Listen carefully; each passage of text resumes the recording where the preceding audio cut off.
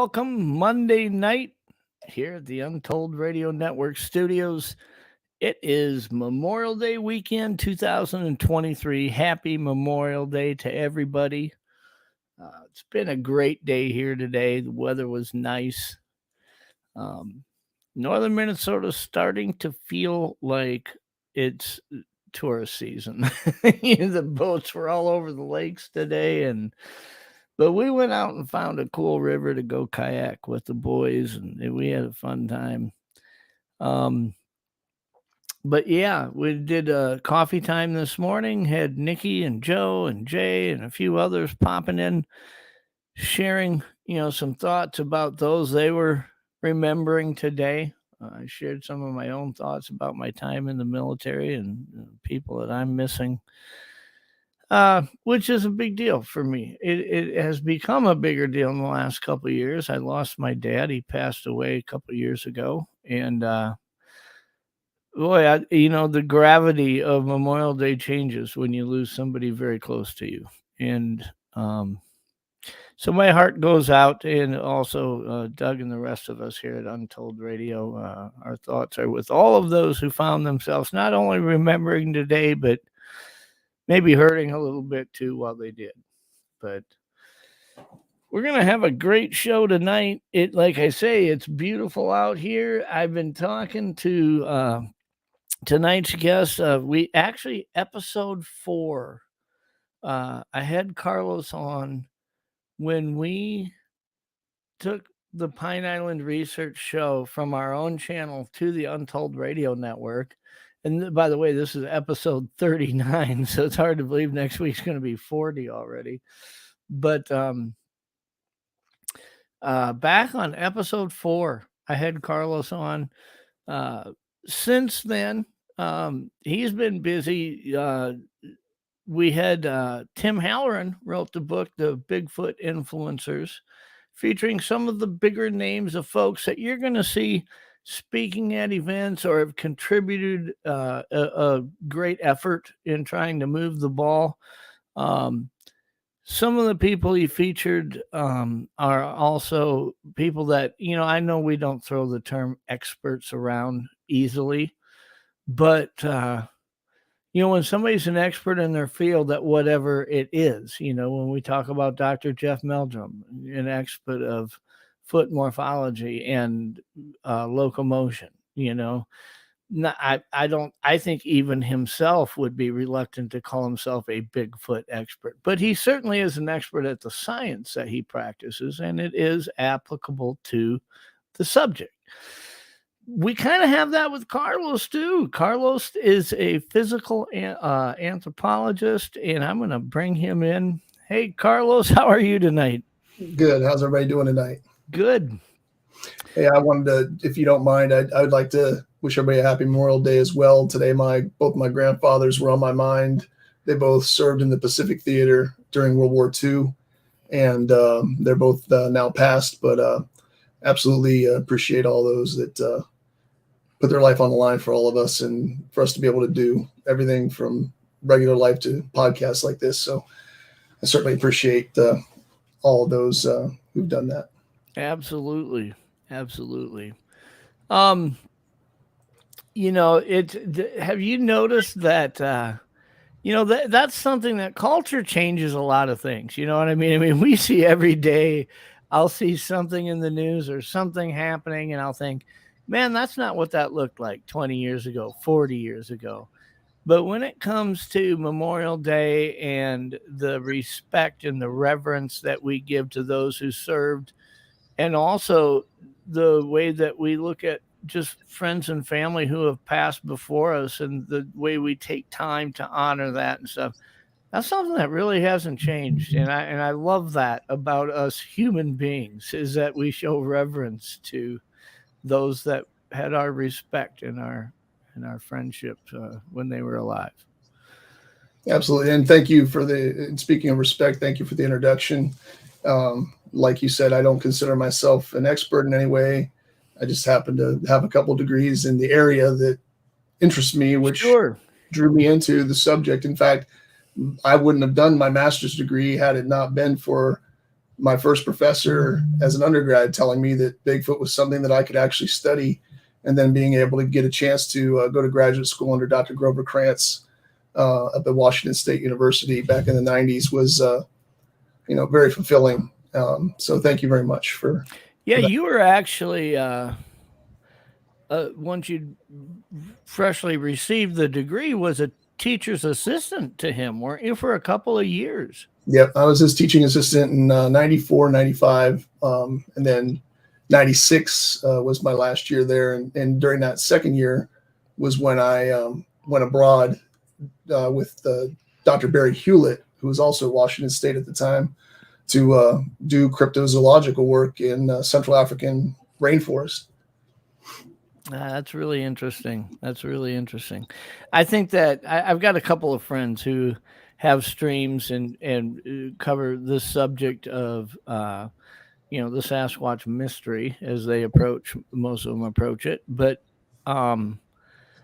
boy, it's just really nice to be able to talk to somebody who really is kind of advanced so far into one field or one element of this that you can really get some of these questions, or at least their opinions, and take them into account. I liken it to like when I talk to Darby Orcutt, a lot of people, how they understand DNA sometimes isn't very accurate, and we just assume, well, you can do this, you can do that. And the technology is advancing so fast that sometimes it's hard to keep up with what you can and can't do. But when you sit down and talk to somebody like Darby for an hour, you really get a better understanding of what that science looks like. And in your mind, it has more of a practical application to the subject of trying to prove that we have a bipedal hominid somewhere or all over North America. So when I see an opportunity to talk to somebody who has a lot of experience in anthropology, I get kind of excited. I kind of nerd out on that a little bit. So I appreciate that.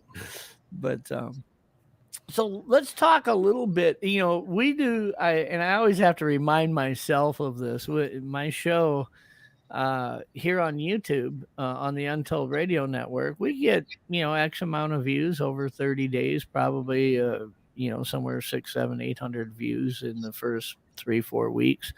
But we get about 6,000 to 7,000 podcast listens, and it's just crazy how many people we got out there. So appreciative of them, and I want to let them know tonight that we aren't blind to that. We really do appreciate those who listen on podcasts, but some of them may not be familiar with your background and who you are. So I thought it'd be kind of neat to rather than just jump into, hey, what's going on now? Let's back it up back to episode 4, where we understand kind of that you were pursuing a degree related to that. What led to that? What really built up your passion for wanting to do that? Well, the beginning of the whole Bigfoot phenomenon for me was in my childhood. When I had my first encounter before I was 10 years old back in Pennsylvania, and I didn't know what it was.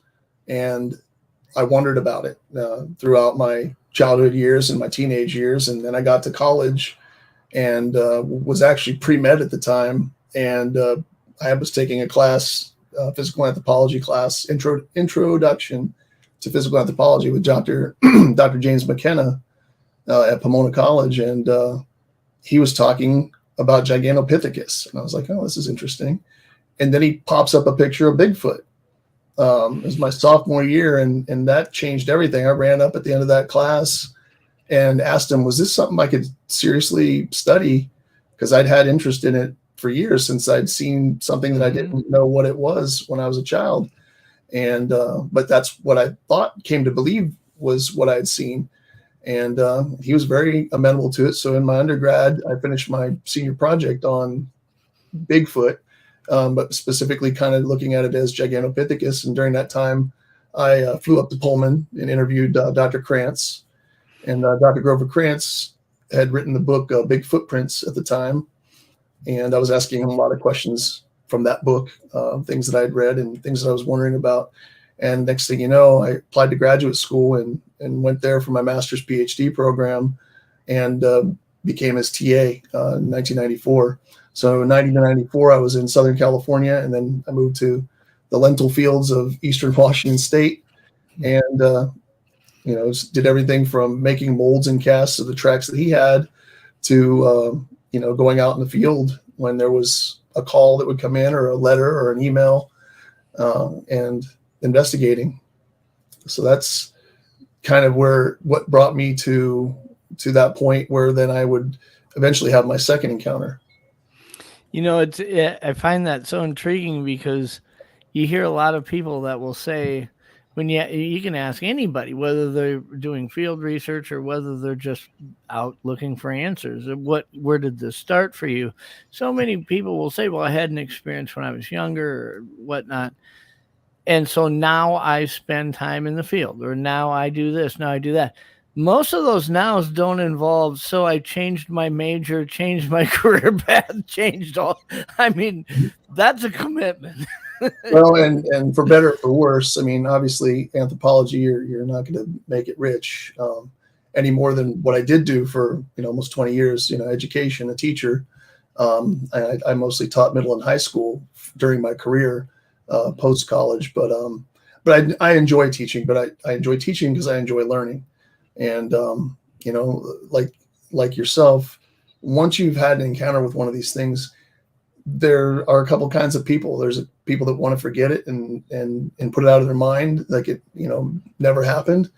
And then there's people like you and I that are will continue to be curious, and probably more so, and again, borderline obsessive about the possibility, like finding that information. What will it take to help other people see, and be, have an encounter, and what will it take for all of us to get that evidence that we need to, put them on the map as an endangered species, at least here in North America. Yeah. Yep. Unfortunately, I mean, I had an experience when I was 18 years old, and right after, I mean, it happened literally weeks before I was leaving for the military. And during my time in the military, I really didn't find an opportunity where I could talk to people about it. I had a security clearance while I was stationed at Redstone Arsenal in Alabama, and I would have loved to have had a professor that would have said, dude, this is okay to talk about, and got out, started, I've shared this a lot on my channel. I started a career in real estate development, had a couple partners that I went to high school with that were very well off, that were investing in real estate. And the idea of what I bring to the table with that partnership is service. What they're bringing is money. And if one of them was to think this guy's crazy or something, I don't have a living at that point. I mean, I really felt like this was something that I couldn't figure out, how do I explore. So I got comfortable with having it be dormant. I thought about it every day, but I just didn't have an opportunity where I felt like I could go out and really pursue trying to find the answers to the questions that I had. Eventually got to the point where I was old enough in real estate and have accomplished enough where I said, I don't care if people don't believe me. I don't care. That means nothing. I'm going to go out and figure out what's going on here and try to answer these questions. And that, for me, 4 or 5 years ago, is where that kind of started. But you bring up a good point. There's a lot of people who choose A or B. They're going to say, I've had this experience. They might be passionate about hunting or being out in the woods and camping and hiking and exploring. And that encounter leaves them to where they abandon that passion. They find a different way to deal with it, to what they're excited about and finding joy in life. And it no longer involves the outdoors. Other people, it doesn't stop them from going out there, but I think that their peripheral changes when they're out there. It certainly did for me. I can't be in a boat and look at a shoreline without really watching that shoreline, seeing if there's movement. No, I mean, it just I isn't the believe that same in the anymore. case of what happened with you, absolutely. There's no question in my mind. And over the years, with the additional encounters that I've had, there have been times where I haven't had what happened to you happen to me, but there have been times where it's been a little hairy, a little scary. But I think that the A or B that we were talking about earlier, I think it all comes down to the cognitive dissonance. I mean, we all have cognitive dissonance when it comes to this. I don't care if you want to believe or if you're a believer or if you're a skeptic. If and when you see one, if and when you hear one, when you have the type of encounter where you know that this is what you're encountering, it changes everything, no matter whether you want to believe what you're seeing or not. Again, it's something I used to always tell my students, there's two kinds of people in this world. There's the people that will believe it when they see it, and then there's people that will see it when they believe it. Those that have the encounter, you can't unsee what you've seen, but you can try to pretend like you didn't see it. I know Joe has said the same thing. Joe Snyder from Western New York Bigfoot. We've talked about this, and it's like, that discussion is, people will say, well, are you a believer or not? And once you've had an encounter, by default, you don't even get to have a choice in the matter anymore. And that, to some people, that's hard to deal with. They'd rather be able to choose rather than be forced to the other side of the fence. But for me, I think, I would say that one thing that I do take comfort in is I've spent a couple decades guiding hunters. It's something my dad did and was passed on to me. And I guide hunters in Montana, Wyoming, northern Idaho, all in these very, very remote places. And after hundreds of trips out there, I've never really had seen one out there. So, I know when people say, hey, we're going out this weekend, we'll let you know if we see anything. And then they come back Monday and say, we got video, and I'm like, dude, how do you do that? I've been out there since 100 times. And I did find a research error where we had what I believe to be interaction for 37 weeks straight here. It's coming up on 2 years now. But I do take some comfort in knowing that out of all those trips out there into the wilderness, it isn't something where every night was some kind of a nightmare. I mean, literally 99.5% of them resulted in nothing. But I also hear people who've had multiple encounters, and that would be very hard to deal with. I mean, I could see where the first time maybe it feels like kind of a fluke, like, wow, I can't believe that really happened. But the third or fourth time, you got to start asking yourself, are we really going camping this weekend? Well, and there's that whole idea again of, well, I've been in the woods for 30 years, and I absolutely feel those people that, hey, I spent my whole life fishing and hunting and camping, and there's never been anything that, I absolutely believe them, because most people aren't going to run into it. You could go 50 times in the woods, but if you're going to the same places, at the same times a year, you're very unlikely. But like you said, there are some places where if you go, the likelihood goes up, especially if these things are in those areas and want to be in those areas and aren't just passing through. Yeah. It seems to me that there are places that they habituate. There are places that they frequent. And that's the thing that I'm trying to figure out now, where I'm located in Northern California, in Del Norte County. There are spots that I have that are places of interest, places that have a longevity of sightings, places that have people seeing and having encounters in the same locations over decades. And so those are the places that interest me and where I'm trying to gather more data. I think that there's a perfect storm or a recipe that kind of unfolds a little bit when you're talking geographically, that to me I find more interesting than others. And I mean that by, I guess what I'm trying to say is, when I look at a map that will put a pinpoint on every place there's been an encounter, and you look at all these areas throughout Manitoba and Saskatchewan, northern Idaho, Wyoming, Montana, and there's points all over those areas, but there's not hundreds upon hundreds of them. And then you start looking at Florida and, other areas like Washington State, and you see that there are all kinds, literally 1,000 pinpoints on some of these. And I start realizing that I don't know that there's necessarily less of a population of them in Manitoba or Saskatchewan or northern Idaho than there is in Washington or Florida. But there certainly are some very, very, very remote areas that if its number one goal was simply to be elusive, it would simply step back from you once it identifies you, and you'd never know it was there. And maybe that's not possible for it to do it in Florida or in some areas. I know that when we talk about the Appalachians and all these areas, that there are some very remote areas here.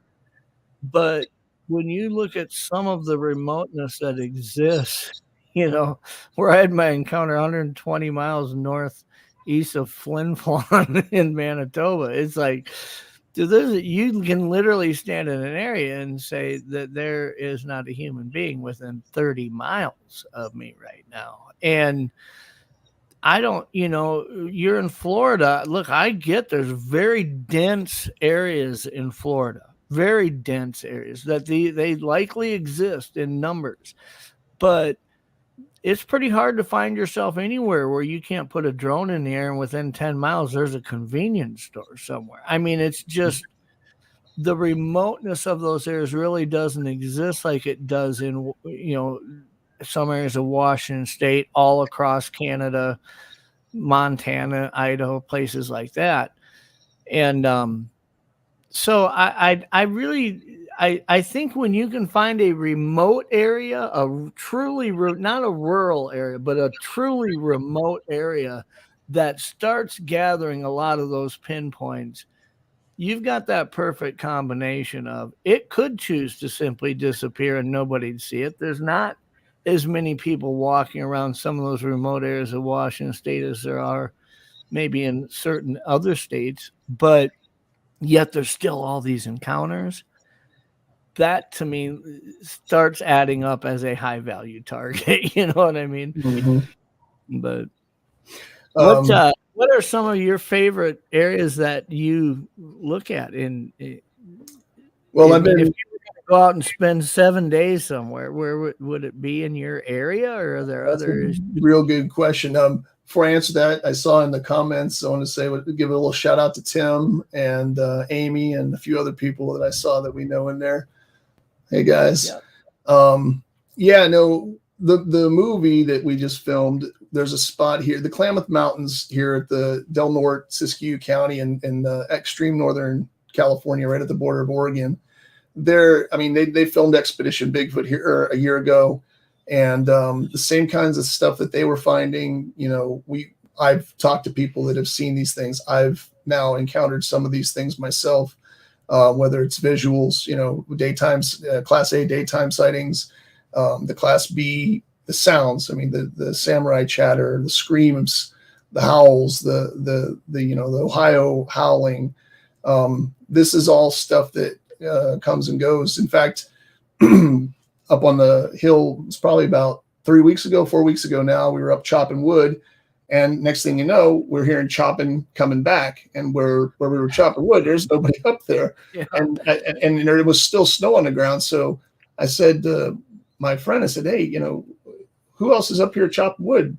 He's like, it's just you and me up here. So most likely we were getting wood knocks, but it sounded like somebody else was chopping wood, and here I am, multiple experiences in, and I still try to make it something rational. 3 days later, after I came back down off the mountain, he lives up there. He was getting whistles. He said they were just whistling back and forth for about 10 minutes in these long, loud whistles at each other.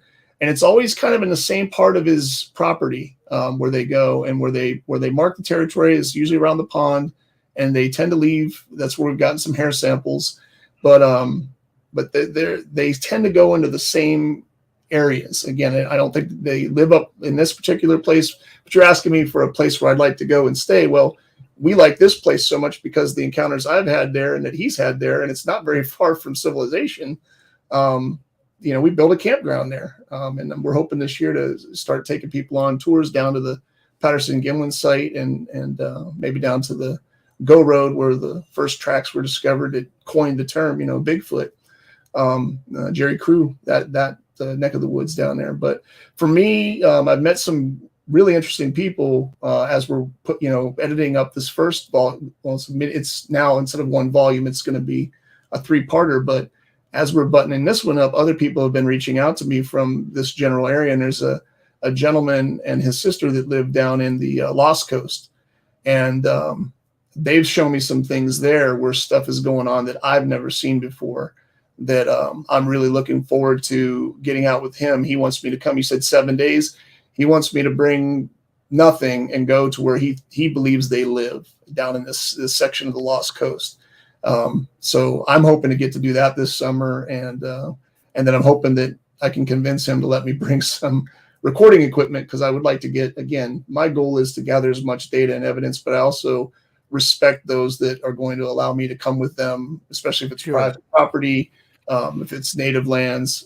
My goal is to continue to build inroads in the local community with the Yurok tribe, the Tulawa tribe, the Karuks, anybody who's willing to work with me as an anthropologist and allow me that kind of access to their own personal stories, which has been wonderful, but I can't share all of them because some of them, it's, again, because of the sacred nature and spiritual nature for some of the local peoples, it's something that I'm going to continue to respect. But when people will allow me to share the stories, I'm happy to pass them along as well as my own experiences. Sure.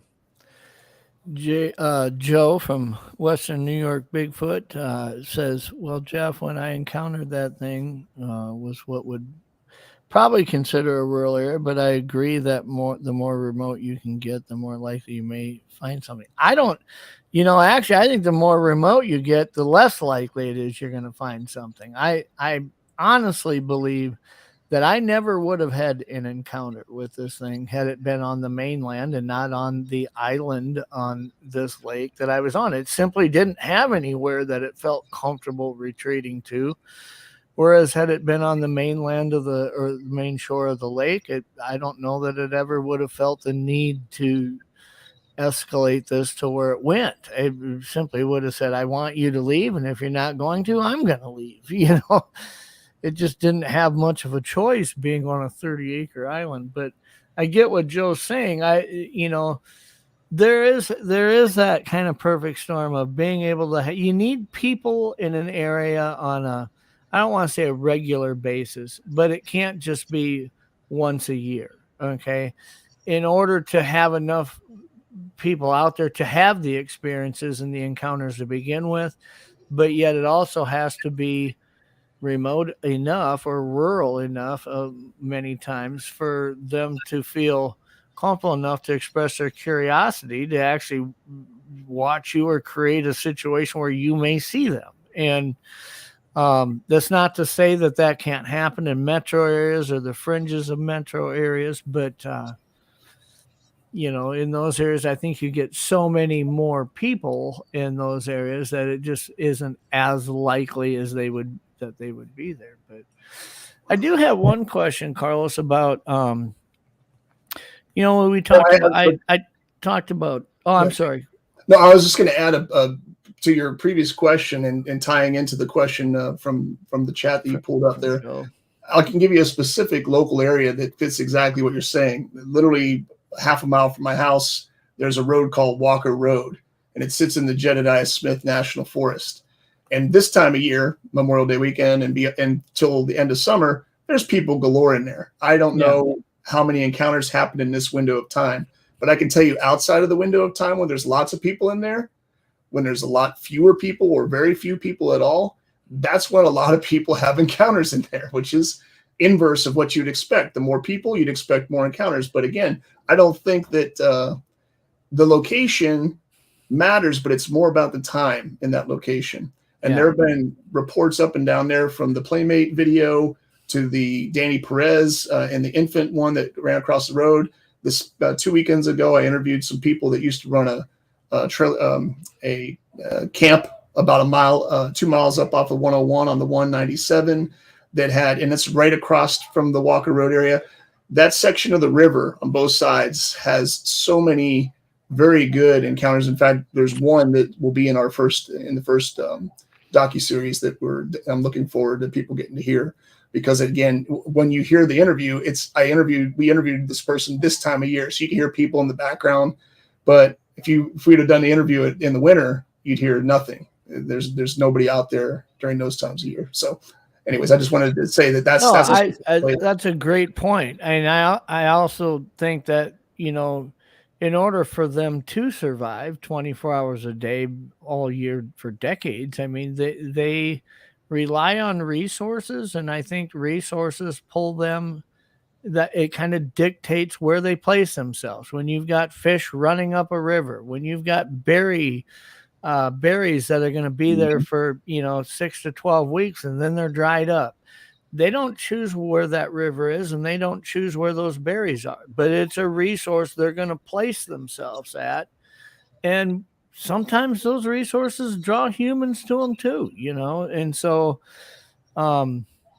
it's real easy to look and say, well, why would Sasquatch be there? You really got to, I think resources really do drive them to follow patterns or follow routes. People call them, I think, oftentimes migration routes, or, you know, put different terms on, but I think they're just resource routes, really. Yeah. And well, my partner on the mountain, Kirk Stewart, we call them trap lines. It's like they have their trap lines that they walk at different times of the year, and they know where different resources will be. And they might go 40 miles in the night, just walking that route and gathering and collecting or hunting, you know, in those areas where those resources are plentiful. And they are plentiful. The redwoods, you know, are the lower elevations. You get up in the higher elevations, you're in pine forest, but the redwoods, and I don't know if there's any Star Wars fans in the audience, but just to kind of put a place to that Walker Road, this weekend is the 40-year anniversary of Return of the Jedi, and the Endor moon scenes with the Ewoks were all filmed right here. Mm-hmm. So there's a big Endor moon festival, but that's the kind of habitat we're talking about. Big, giant. You're going to have Alex Hychek booking a flight here. He is a Star Wars fanatic, but no, I think you're right. I think there is something that really is to that. I mean, when I'm deer hunting, when I'm going after any big game animal, but especially white-tailed deer, I do mostly archery hunting. And when I'm in a new area, one that I'm not familiar with, I don't know where the annual game trails are that they typically follow. And I don't want to go walk around 25 miles in the day before I got there. So what I'm doing is trying to look at OnX or one of these mapping programs and try to figure out A, B, and C. Where do they eat?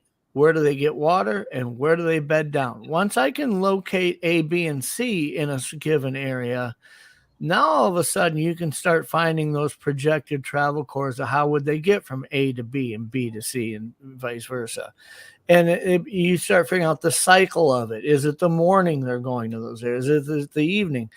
And I think I use that as an example of trying to figure out where deer are in a given area when I'm bow hunting. But that same approach can kind of be added to an area when you start figuring out where's the water resources, where are those bushes where all the blueberries that are in season right now, and these things.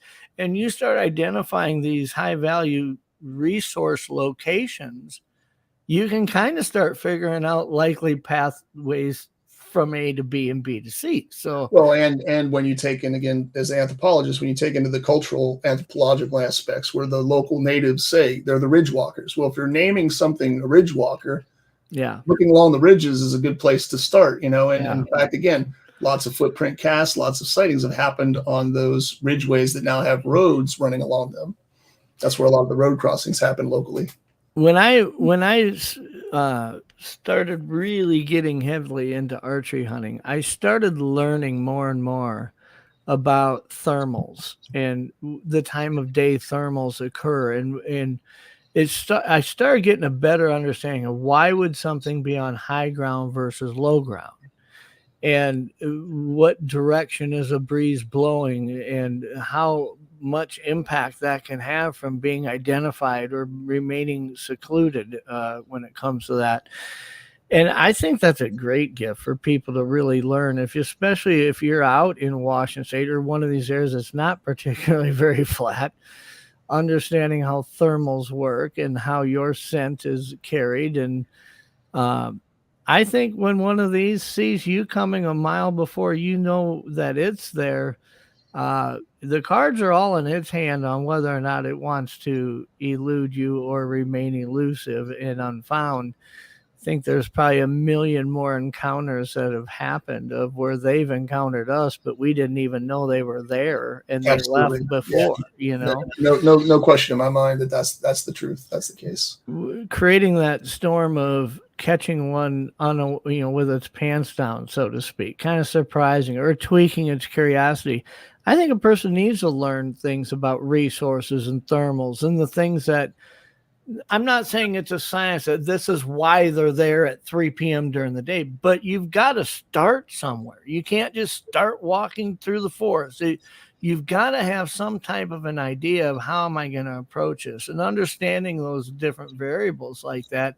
At least you've got maybe a little bit more of a higher probability of having a plan where understanding the terrain and why would it be up high versus down low, whereas maybe this morning it would have more likely been down low than up high, simply because how the thermals travel. That's how it detects whether or not something else is in this area with it, you know.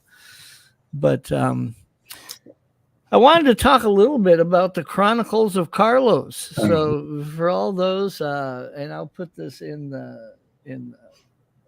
the link here in the deal, but you got a website, the chroniclesofcarlos.com. It's a great website. I love the way it looks, love the colors, love everything, but it's not just a website about Carlos Jimenez. It's really designed to be a resource of whether or not you're trying to find videos or pictures from the past or things that you've found profoundly interesting enough to include them in the site. Yeah, I mean, when I started the site, was just after 2019, we had an encounter. My partner Renee and I were in New York. We were in Western New York. I think somebody earlier might have said something in the chat about that part of the state, but in the Appalachian foothills there, in the Allegheny National Forest. And when we had that encounter, that was the first time I'd ever heard them and seen them. And so when we had that encounter and I filmed that, that was one of the first things that I started to try to do is create a website. And then I just wanted to, that was when I became extremely curious again. I wanted to get back into it. There was a large gap between those college years and graduate school with Dr. Krantz and getting back involved with Bigfoot stuff. Although I will say that from the time I got to college, anybody that knew me as the Bigfoot guy, because that was my interest. I loved talking about it. I dropped my walls and I started to just share what I'd experienced and now have continued to experience. And so it's kind of my outlet, and it's the basis for hopefully, like I said, trying to interview more people, get more information, and share that information. I know that I work with Amy and a group of people where everybody's trying to find more answers, and that's great. But it's only as good as it can only be as good as the information that everybody else already has. So being able to share that information, I guess, is what I'm trying to say.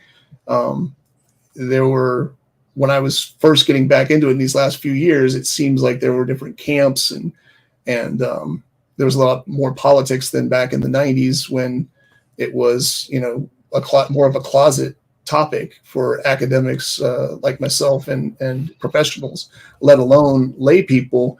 And so with all the information now being out there and available, it's nice to know that there are actually people who are seriously like citizen scientists, like you said earlier before the show started. It's hard to make time when we all have to work.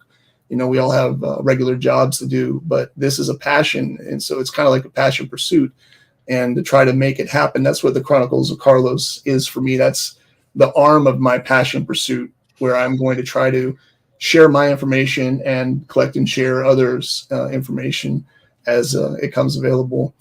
I think that I would encourage everybody to check the site out. Joe is asking a question. Carlos, when you I'm sorry, this is Tim. When you traveled in other parts of the world looking for undocumented species, were those in remote areas? And can you describe and relate to North America?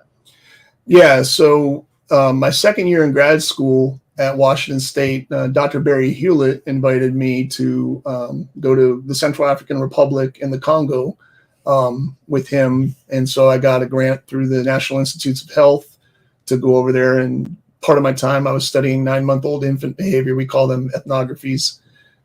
Human ethograms is what we were doing, not ethnographies, ethograms, which is where we were looking at behavior of infants. But then the other half of my funding came from Oxford University's Swan Fund, and the Swan Fund paid for me to go and try to find any kind of evidence, either anecdotal anthropological evidence or physical anthropological evidence, so cultural and physical, for the Mokele Mbembe, the sauropod dinosaurs that people were claiming, the pygmies in particular, that were alive and running around down there. So in relation to like locations, I mean, here where I'm at, we get a lot of rainfall. Of course, we've got the redwoods here, but it's not a rainforest, but we do get a lot of rainfall. So that's one similarity, I would say.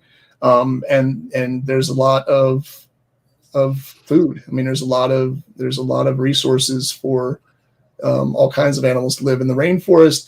It's interesting that with the large the tall canopy, the undergrowth is very similar to here, like in the sense that only certain things will grow, like ferns and certain things in particular areas. But then when you get up in the higher country, it's different. So similar, to answer Tim's question, yes, there were some similarities, but there were definitely some differences. I mean, 90-some degrees and 90-some% humidity every day, and being, sleeping on the ground and building yourself a hut every night out of these little leaves with the pygmy people, and eating caterpillars and eating termites is definitely different than being able to pack, some noodles and a burner and go up and, stay for 7 days. Even if you go in a remote area and bushwhack in here, you're still, in an area that you're more familiar with than a place like when I was in the Central African Republic and the Congo. So there are definitely some similarities, but the main similarity is lots of food resources for any kind of a larger animal. I think a lot of those areas that are tropical like that, an interesting point of them is that it is the humidity that really is uncomfortable. I mean, even if it were to drop 15 degrees overnight, it doesn't feel cooler. It's the humidity hasn't changed. And I had to talk about when I was in the military in Georgia. I can remember one day it only got up to 65 degrees. I was still sweating my ass off because the humidity was still 90-some%. But the humidity is the key. I'm again living. You just think of the United States, living in Houston, like you said, the southeastern part of the country, anywhere around the Gulf of Mexico. That's where you know what humidity is, especially in the summertime. Yeah. And so I definitely I appreciated my time in Tucson because that was heat. It was hot, but it was not the same. Yeah, that dry heat's a lot different. Grasshopper asks, have you seen Brent Dill's videos in the woods here in the Cascades? I don't believe I have. Believe I have. I'll get you a link to his. Please, thank you. He's putting that stuff up. He's got some interesting videos that he.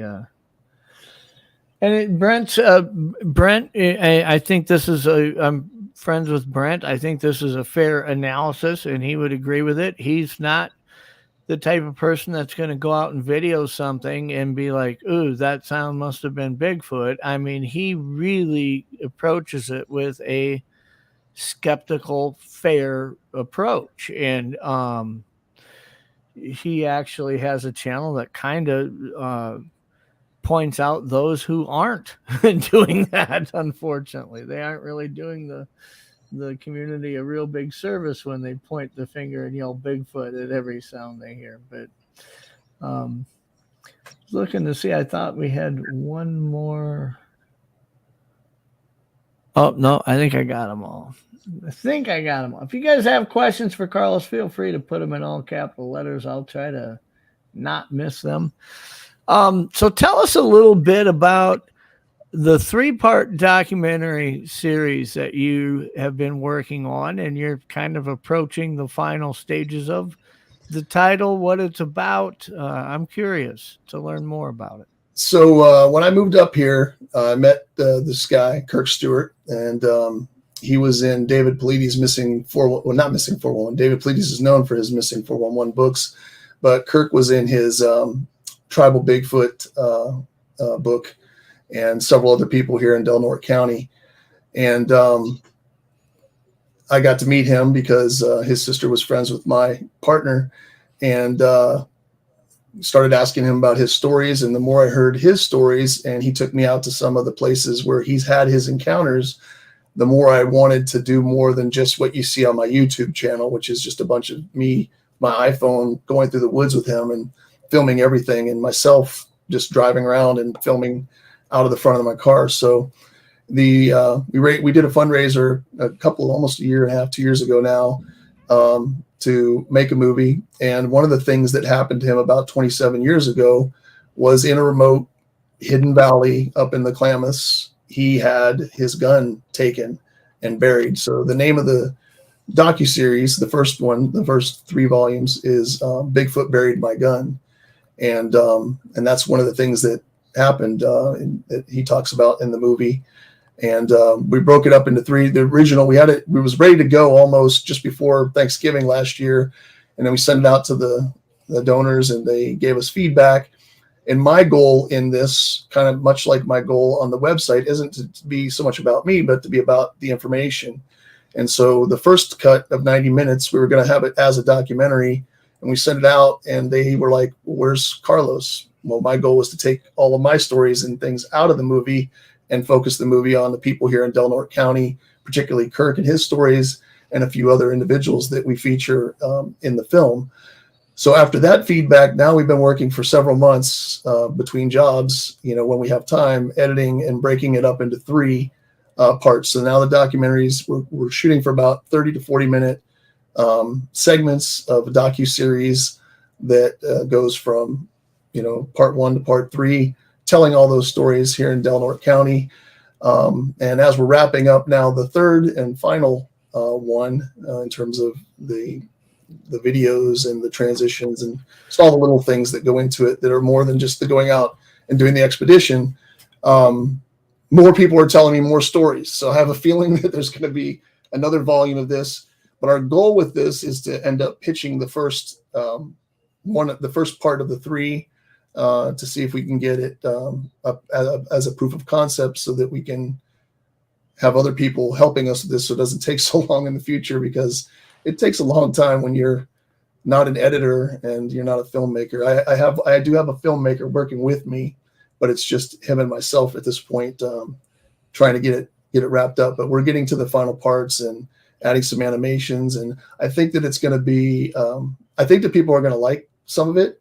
I'm looking forward to some positive criticism too when it comes out, just to do a better job on the next docuseries. But we've split it up into 3, and we've kind of talk about not necessarily, we don't focus on the classes of Bigfoot encounters, but more we kind of categorize the types of encounters and the elements of people's encounters, things like vocalizations, things like finding trace evidence, whether it's hair or footprints, hearing other unusual sounds, finding unusual structures or things of this nature. So, and things like the sixth sense, that feeling of the hair standing up on the back of your neck and somebody's watching you.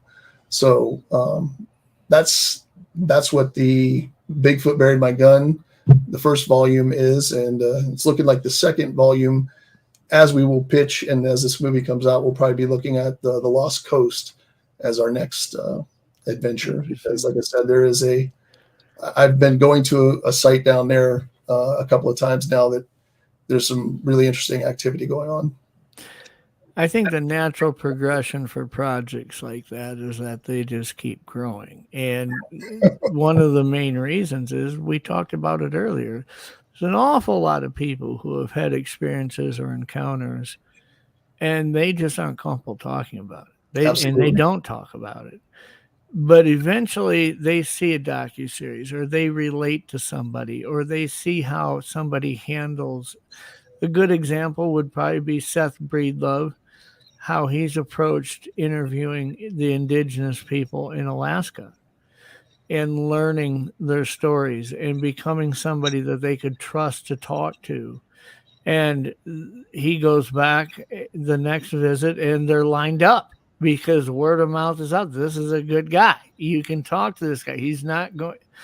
And I think that anytime somebody approaches a documentary or a book or an effort with an honest approach and a genuine approach on the subject, that as people find value in it, you're going to have people who have had experiences finding value in it and feel drawn to, maybe this is somebody that I can talk to.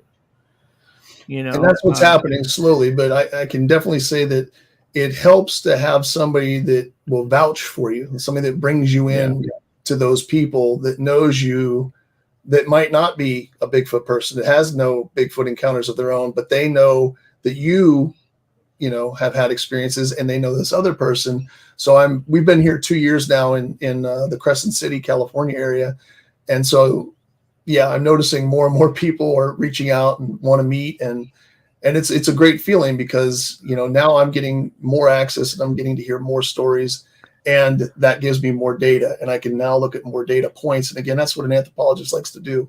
We like data because it helps us find the patterns. Yeah. Whether those patterns are, you know, patterns of migration, where they're at different times of the day, what their families like, all of those questions that we have can't get answered without people sharing their information. And so that's again why I absolutely tip my hat to Amy and the others. Tim, the influencers book. I mean, the whole purpose of that book was to get a resource together where people who don't know can find some people in their area that they can then reach out to and share that information. I think that is unfortunately, and I don't think this is normal, but I think there are some out there that unfortunately have a misperception of that and see, oh, we got all these people that I wrote about in this book, or these people that are always at these conferences. And look, when it comes to some of the names at the conferences, maybe some of them are guilty as charged. But when it comes to promote, I think Tim did a good job. When it comes to promoting people in a book like that, it isn't about raising their flags and saying these are experts and all this stuff, but it is making people aware of them, what their experiences have been, where their talents lay, and what areas geographically they're from. People will see value in that. And I think the more that we can talk about that, we're not talking about people as experts. We're talking to other people who are learning about them and saying, wow, there's somebody in my area that I can talk to, or there's somebody that had a similar experience as I did, or whatever. That magnetic pull to make them feel this isn't too taboo, that there's somebody out there who gets this. I think that's the most wonderful part of the book is Absolutely. that And I absolutely, well, but I love what you just said there, because I think that's for me what Chronicles of Carlos, what I hope that Pine Island Research, what any avenue that any of us use that have had encounters, that have seen these things, that have heard these things, to share, to be open to hear, you know, and listen to. Does that mean we believe everything that we hear? I mean, it's up to the individual, but I mean, as an anthropologist, I'm open to listening, you know, and I'm not going to tell somebody they didn't see or hear something that they think that they saw or heard. Yeah. I do have you bring up an interesting point when you start talking about data. It's interesting because you're approaching this from not just somebody who's had an experience, but somebody who has had a couple encounters and somebody who's carrying an anthropology degree in their back pocket. I mean, when I talk about field work and the things that I look at as I try to, first of all, we're dealing with a subject that has very little facts to consider resolute and concrete. Okay, so we tend to draw a hypothesis as we look at data, and we try to follow that data and where it leads us. And when I draw a hypothesis and say, I think this is what I'm looking at here, or I think this is a reason to the most plausible explanation that I can come up with to explain what I'm looking at that point, I have to approach this with the same tenacity to disprove my hypothesis as I do to approve it if I'm fairly going to apply the scientific method. I think that's one thing that people really struggle with, that they approach it with a little bit of a bias, and they're cautious, but they're so optimistic, and I don't know if it's easy for some people to fairly apply that method. Your degree in anthropology has really kind of trained you to just simply follow the data. And the reason why I'm bringing this up is, I take a flesh and blood approach to this. Now, that's not to say I don't believe that ghosts are a real phenomena, or that aliens could certainly exist, or that orbs could be something other than just dust floating in the air. How that's related to Bigfoot, I haven't seen any data that shows me that there's a relation to that. I try to follow and find the flesh and blood slot that this would fit in. Mm-hmm. And so, but then again, if the day, when I think back of my encounter and I think, how did it get from A to B without making any noise at all? There was no wind that day. There was so much moisture in the air. I could hear you snap your fingers from 100 yards away. How did it move through that deadfall from A to B 40, 50 yards, and I didn't hear it? I have to look at that and say the flesh and blood approach of me says it's just that good at it. If you spent 24 hours a day, 365 days a year, your whole life out there, you'd probably get really good at something to where somebody like me who goes out there now and then, I can't wrap my head around how good you could be at that. Mm-hmm. But if the data was to lead somewhere where it doesn't seem to show a natural explanation, something that's not flesh and blood, so to speak, I'd simply follow the data then. But it hasn't led me there yet. And the reason why I bring this up is Jay asked, is Carlos take a flesh and blood approach to this? And I think that's a great question, because so many people in research, I think, probably start there, but I don't know, there's a lot of them that don't stay there. And if they don't, I always started why they didn't. Well, the majority of my life, I would say absolutely. And certainly in terms of my approach to going out and looking and listening to people, the physical anthropologist in me will always be looking for the flesh and blood evidence, looking for the physical things that I can see, things that I can smell, taste, touch. But then there's the cultural anthropologist in me, who hears the stories from people and has seen some things that I can't explain, and have heard some things that don't make sense in the woods. But until I see with my own eyes those things happening, I won't know. Again, I keep an open mind, but I certainly believe that what's leaving the footprints is flesh and blood. I certainly believe that what's leaving the hair and the scat and the urine behind is flesh and blood. I just don't know what some of the stuff is that I've encountered. It may not be related. It may be just coincidence. And that's the scientific, logical mind that I try to use, even when I'm open to hearing a story, hearing an anecdotal account. Until I have it myself, I don't know. And I will never know, because I wasn't there. And even with some of the things that I have seen and or heard or not heard, or in like your example, can't explain. This thing got from point A to point B. How did I not hear that? Specifically, a couple times for me, I've heard things that weren't there. And I was hearing everything just fine in the interim. And then suddenly there's a sound, for instance, of footsteps going back and forth 10 feet away from me, and there's nothing there. I don't know how to explain that, and I simply can't. And that's I don't jump to any conclusions. I don't know if it's related phenomenon or not, but there are times where the locations are similar or the association temporally in time, like with a Bigfoot encounter with trace evidence from a Bigfoot, and then now something weird. I don't know how to place those things yet, and I hope to. I hope to figure out what some of these unusual aspects of the Bigfoot phenomenon are. But I have enough to do with the sounds, the footprints, the hair. Personally, my number one goal is to be able to get some DNA where we've got video of the animal leaving the DNA. I collect the DNA, and then we take it straight to a lab. And the whole time we've got documentation, and then we've got the money that we can run an entire nucleotide sequence. Because without an entire nucleotide sequence, the markers that we're using just aren't going to ever be good enough to differentiate them from us or from anything like us. They're very similar. The DNA of these things, the look of these things is very similar to us. And if almost 99% of our DNA is the same as the bonobos, the chimpanzees, then these things have to be even closer than that. The amount of DNA difference, you would have to sequence that in order to find markers there, in order to be able to then. I believe you're absolutely right.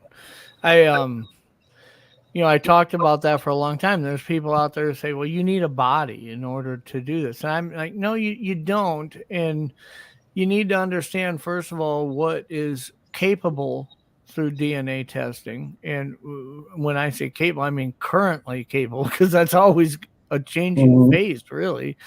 But one of the things I wrote about in my book that just came out was these two scientists that were that had discovered the last two species of butterflies, how they went out and were trying to do this. And then they met with a DNA lab and realized that there was a better way to go about doing actual in-field testing.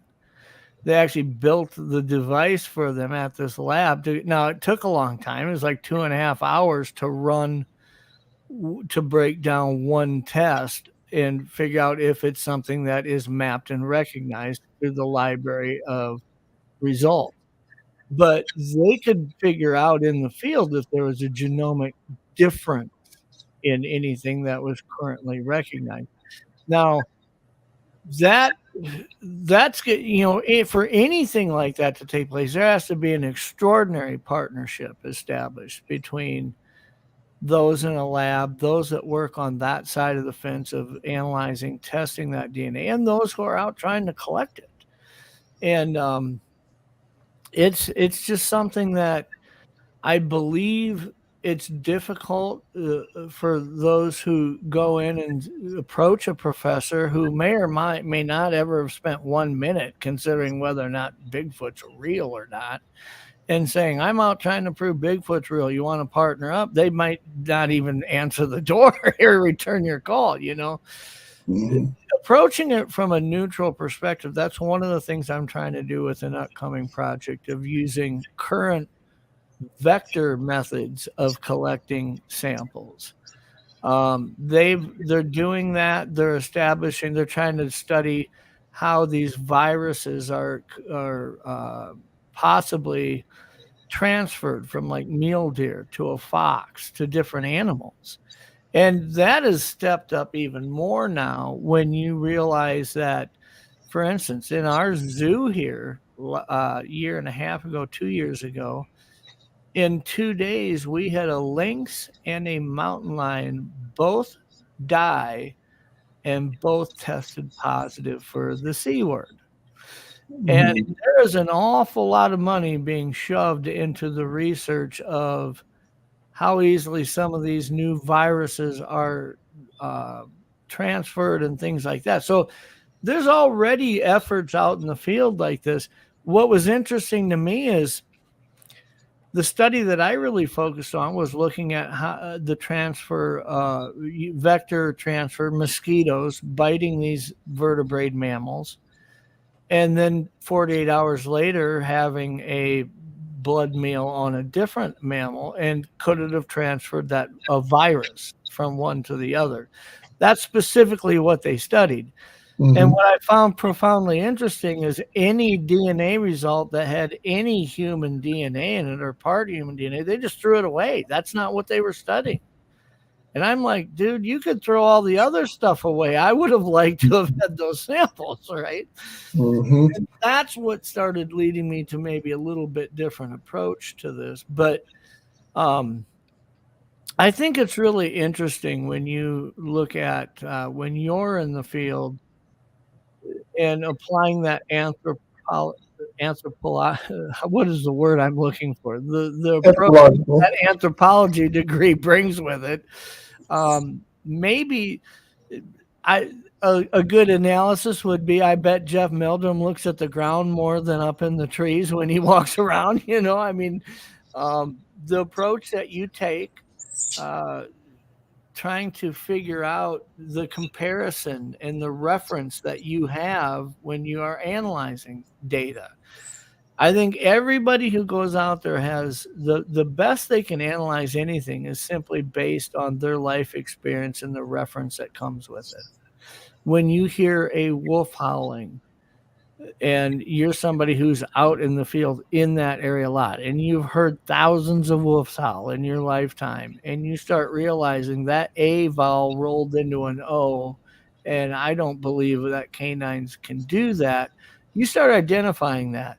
Whereas somebody who lives in a metro suburb of Chicago is out camping for the weekend and they hear that same wolf howl or that same non-wolf howl, and it all sounds the same to them. So Well, and therein lies the advantage of new technologies. Again, in the beginning, you'd have to go by what you're hearing, but now we can actually throw that up on a spectral analyzer, yeah, and you can actually see, are these chords that our ears are hearing, do they match what a wolf makes? Like you said, the AO, is that something that when you look at it on a spectrograph, does that match, or is it something unique? Is it something different? yeah. And that's I think an important advantage that we are starting to have now with the sounds in particular, especially vocalizations. I think that the one thing that's really going to tip the table a little bit for us is as technology keeps advancing. I've bought the wildlife acoustic software so that I can run sound analysis when I capture something on an audio recording. And it's interesting. I'll have a group of 5 coyotes that are literally 3/4 of a mile away on a river. And as one howls and it starts to fall down, the next one's rising up. And then all of a sudden it sounds like 2 of them. And it's like, dude, how many are out there, right? That spectral analyzer lays that out and it shows animal 1, animal 2, animal 3. It's showing you how many of them are sounding off at each time, telling you the recognized species of it. And what's interesting is the data that they use to feed those systems, those sound analysis systems, is something that you used to have to go to a bioacoustics hub to figure out. But now it's available out there. Same thing as I was talking about with these 2 scientists, with their discovery of these 2 new butterflies. They had a device the size of a cell phone that had a probe on it, that when they had a butterfly, they'd put that probe on the wing and take a DNA analysis of it. It'd take about 2.5 hours. It would run it through a whole library and what was interesting is they knew the area they'd be working in, and they knew all the recognized insect species in that area. They didn't have to load it up with mammals, reptiles, all that stuff. It was just insects they put on this thing. And it would tell them in 2.5 hours, what you just tested is not a known species of butterfly. And they would figure that out if there was a genomic difference. And my thing is right now, that seems pretty far-fetched. Like, boy, I don't know how you could line one up for all the vertebrate mammals in northern North America and go out into Canada or Washington State and be able to test any blood sample, any type of anything that would have a DNA imprint on it. But you look at how fast this technology is. It could be that in 2 years for $1,000 you could go buy that device. Who knows? My iPhone now, I can LiDAR 3D scan. I mean, I can make a scan, a 3-dimensional model, come back, 3D print it, and not even need to take plaster into the field anymore. I have an app on there that I can start to record a bird song, and it'll tell me the species. Take a picture of a plant, and it'll tell me what plant it is. So you're right. I mean, again, those are all advances that I didn't have when I was in 1990s. I had a topo map. I didn't have GPS. I had a topo map and a compass, and heaven forbid I got lost. The first time I downloaded OnX onto my phone, and I was elk hunting with it, and realized I could figure out if we were tracking elk and they had crossed the fence line, I could pull it up and see the topography of that whole area, figure out why there's a creek down there. That's why they went there. Will they stay there? Probably not. They'll probably come back. It's their water source. Or if I looked and I couldn't see anything down there, I had the name and address of the guy who owns that field. I could call him up and literally in 2 minutes either have permission or not have permission to go pursue him. I mean, this was stuff we had back when we had a map. A map was nothing but dead ends when it came to figuring out how to go further, Mm-hmm.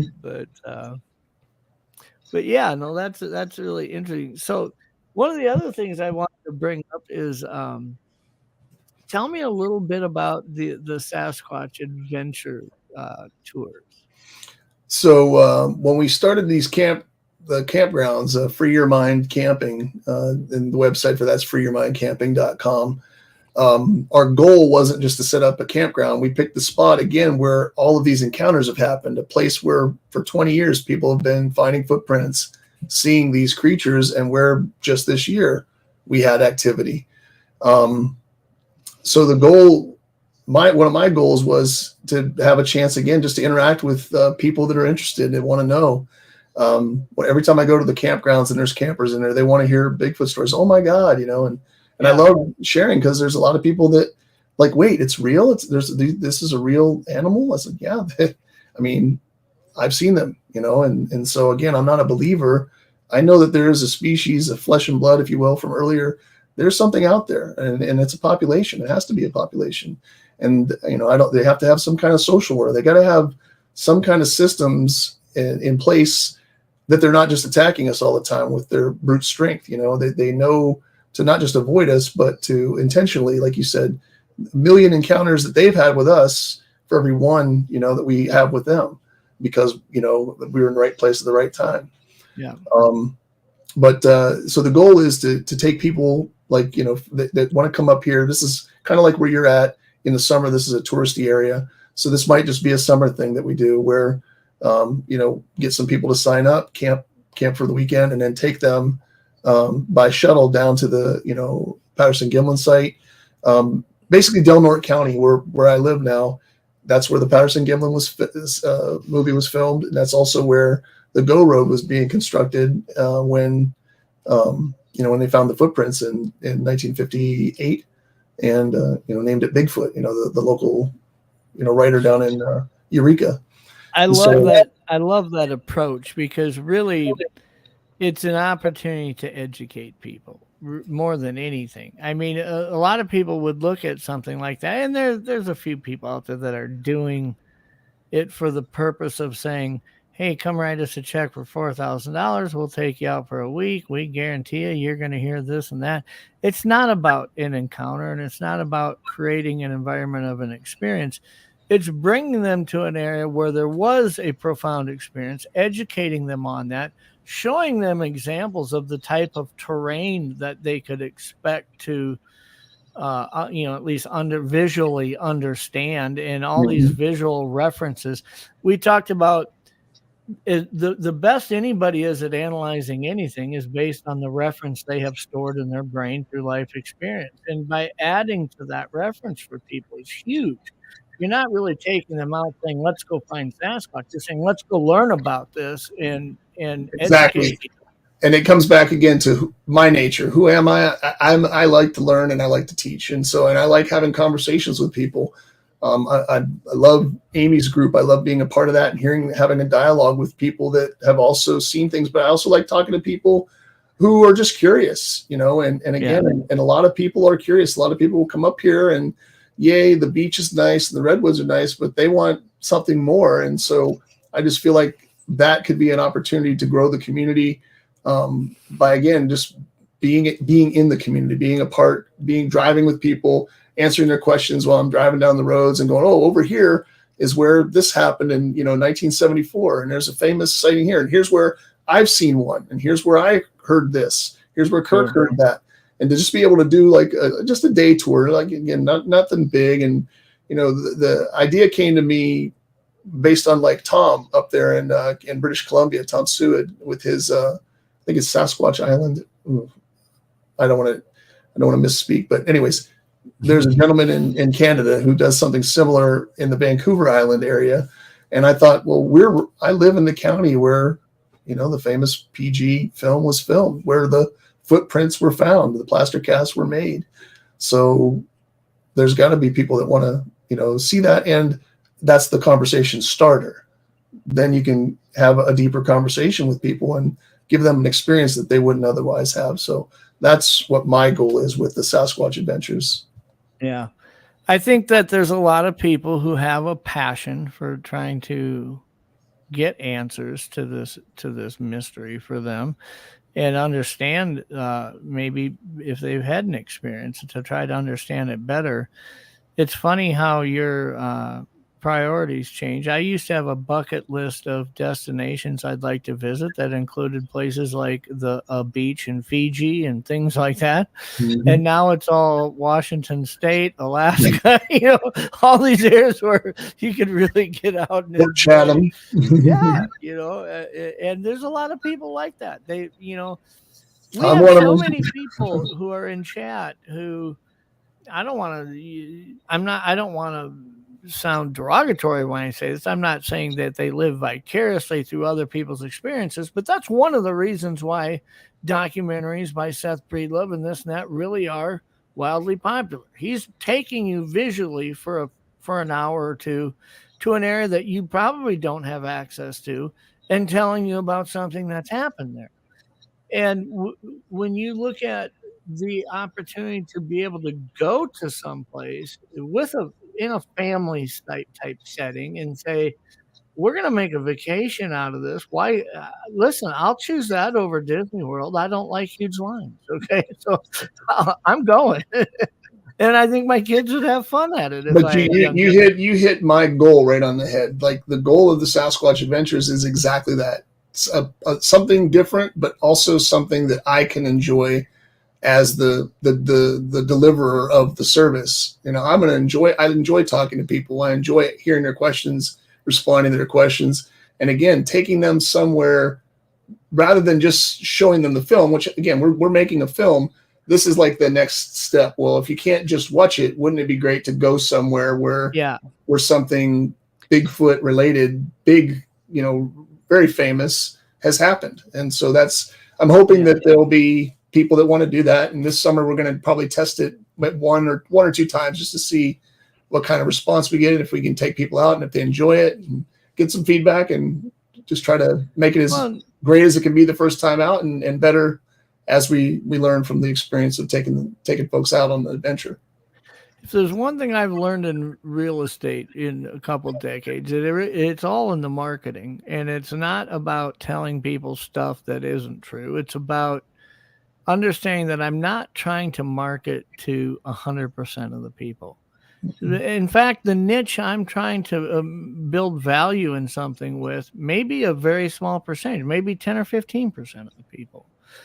But by offering them something that they can't find somewhere else, or making something accessible to them that they didn't think was accessible, an experience and an opportunity to learn like that, something that their kids would see value in, I think that is huge. And quite honestly, I think you have a great gift for that. I mean, when you say you like to do that sort of thing, I think you're great at it. So I think it's a perfect match, really. I'm if there was a way I could retire and just do that, that'd be my dream. But with the ability to also then go myself to places and see, Sure. like you said, my bucket list has also changed, just like yours. There are places where, I mean, there are habituations that I'd like to go and be a part of, be able to sit for 3 weeks in the woods in some of these research sites that I've only heard about and read about. Because that, for me, like you said, is way better than Disneyland. For me, probably way better than Hawaii or anything. I mean, Sure. I feel like I've been there and done those things. I want more experiences related to this passion of mine. Yeah. I'm going to play something here real quick. It's about 60 seconds on, then we'll come back and answer a few more questions. So, show your support for the Untold Radio Network family of shows and join in on the conversation by using super stickers and super chats on YouTube. Got a question you want answered? Ask it live via a super chat and get real-time responses from our show's knowledgeable hosts and guests. Help keep the Untold Radio Network shows running strong. We need your support. Send your super chats and stickers now. all right. So, if anybody's got questions for Carlos, go ahead and put them in all capital letters. I see, was it Trackway or was it Grasshopper? They asked, where is Carlos located? Oh, yeah, it was Grasshopper. Where is Carlos at, he says. I am in Crescent City, California, which is, again, in Del Norte County. We're right on the coast. Got the Pacific Ocean on one side of me, and right behind my house is the Jedediah Smith National Forest and our campgrounds. You go through the forest, and 2,000 feet up, about 25 minutes from here, is the campground, the Free Your Mind Camping, and that's where I've had my most recent Class A daytime sighting. Not very far from here. No, yeah, it's amazing how many people that their sighting was. People say, well, boy, your sighting wasn't that very far away from where you live. But what's interesting is that's where they spend most of their time. That's where the terrain and the topography that they feel comfortable with and understand. And maybe even have other animals or other species in that area have gotten comfortable with you being there because that's where you are. I notice that a lot of times when I'm archery hunting. When I first put my stand up in a new area, I'll be in that stand and I'll get deer all over a cut cornfield or on the edge of a shelter belt that are, they won't get closer than 100 yards. They know something's over there. And then I'll be in that stand every night for 10 nights in a row. And by the 10th night, I've got literally 35 deer all within 40 yards of me, right underneath me. Like they don't care anymore. They got used to it. And it's amazing how people, when they're in certain areas a lot, I don't know if I subscribe to the theory that, oh, Bigfoot loves me, Bigfoot leaves this for me. But I do think that they would probably get used to seeing something that isn't posing itself as a threat and learn a little bit of a comfortability with it. I'm not saying they trust you. I don't think they trust anything, but being exposed to something, seeing it over and over, you could be deathly afraid of mountain lions or any species. But when you see one walk down a certain area and it doesn't even look at you, after a certain period of time, you kind of get comfortable with maybe now being on the deck watching it rather than inside the house or things like that. People get comfortable with stuff. I would imagine if this thing has a complex way to analyze thought and things like that, there are certain things that are somewhat similar in what it gets comfortable with, what it perceives as threatening, what it maybe initially perceives as threatening and learns maybe it isn't, Do